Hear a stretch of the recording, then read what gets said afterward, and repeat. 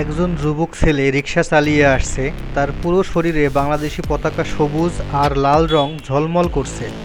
রাস্তার আরেক পাশ দিয়ে আরেকজন যুবক আসছে, তার শরীরে ভারতীয় পতাকার রং ঝলমল করছে। বাংলাদেশি যুবক ছেলেটি রিকশায় করে একজন যাত্রী নিয়ে আসছে, তার ঠিক সামনে থেকে ইন্ডিয়ান ছেলেটিও যাত্রী নিয়ে আসছে।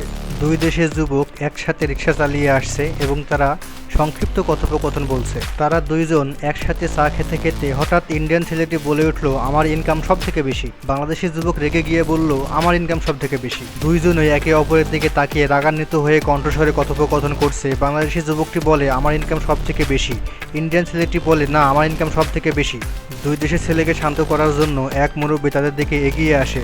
দুই দেশের যুবকের বক্তব্য শুনে মুরব্বীরা বলে, ঠিক আছে, তাহলে ভোট নির্বাচন করা হোক, তার ভোট বেশি হবে, সে জয়ী হবে। বাংলাদেশি জনগণরা বলে, আমাদের দেশের রিক্সাওয়ালাদের ইনকাম সব থেকে বেশি। আর এদিকে ইন্ডিয়া দেশের জনগণরা বলে, আমাদের দেশের রিক্সাওয়ালাদের ইনকাম সব থেকে বেশি। বন্ধুরা, এখন তোমাদের লাইক অ্যান্ড সাবস্ক্রাইবের উপর ডিবেট করতেছে কোন দেশের ইনকাম সব থেকে বেশি।